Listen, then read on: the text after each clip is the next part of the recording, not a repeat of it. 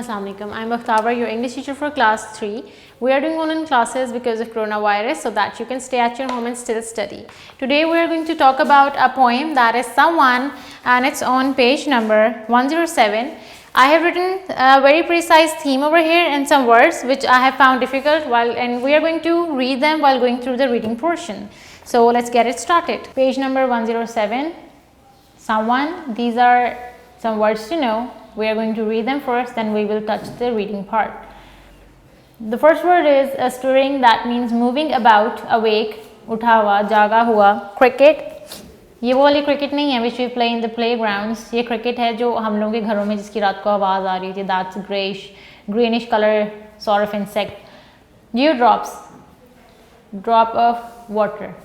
जो रात को हम देखते हैं जब हम सुबह उठते हैं, अक्सर early morning we'll go outside on a walk or something around like 5 or 6 a.m. हम देखते हैं कि grass पे, leaves पे and all the like greenery have small drops in them. तो उसको नीम के कतरे भी कहा जाता है probably if I'm not wrong. तो वो सारे रात को ना पड़े होते हैं उन पे, पत्तों पे और हर चीज़ पे सुबह हमें नज़र आते हैं. Screech owl. Screech owl is basically a kind of owl. ये एक उसकी किस्म है. It's a breed, sort of a breed. Not that is nothing. ये एक पुरानी इंग्लिश में से उठाया हुआ है क्योंकि इंग्लिश भी it keeps reviving. ये word not, that means nothing. Still, quiet, रुका हुआ. Someone came knocking at my wee small door. अब यहाँ पे V लिखा हुआ है, इसका मीनिंग भी आगे ही लिखा हुआ है small door. कोई आया और उसने knocking खटखटाया. At my wee, मेरे दरवाजे पे. Someone came knocking. I am sure.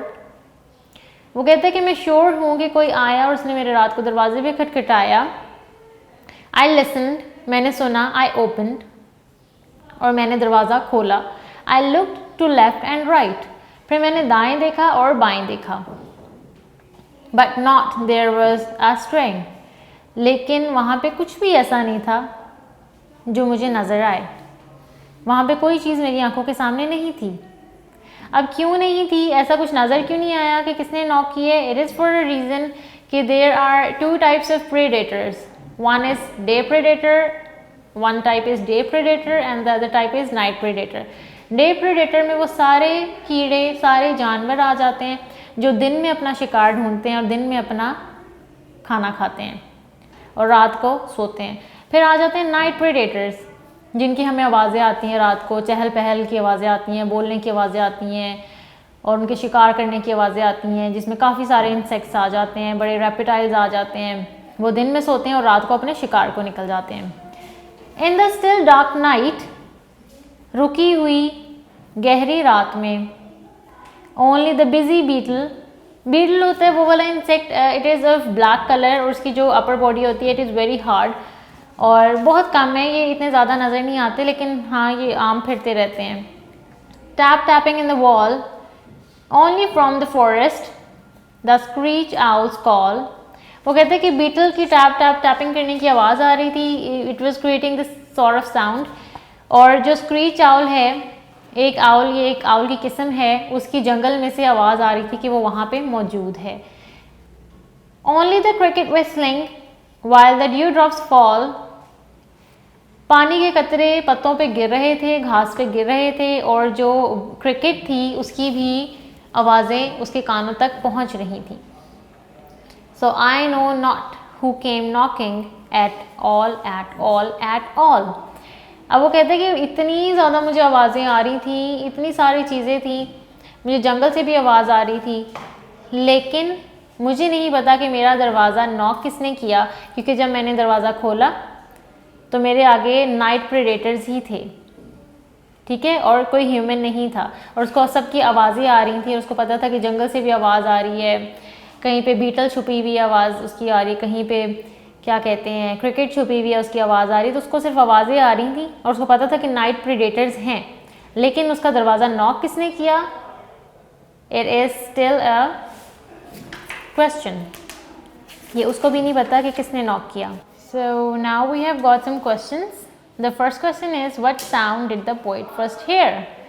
आप यहाँ देखें, यहाँ पे लिखा है hear और आंसर में लिखा है the poet first heard a knock at the door. What is the reason behind it? The reason is यहाँ पे इस्तेमाल हुआ है did. ये पास्ट में पूछी एक चीज़ है कि जब पोइट ने साउंड सुना तो उसने क्या सुना. जब यहाँ पे did आ जाएगा तो यहाँ पे हमेशा वर्ब की फर्स्ट फॉर्म लगाई जाएगी, लेकिन यहाँ आपने जो आंसर देना है उसमें आपने कहीं did का इस्तेमाल नहीं करना, इसलिए आप डायरेक्ट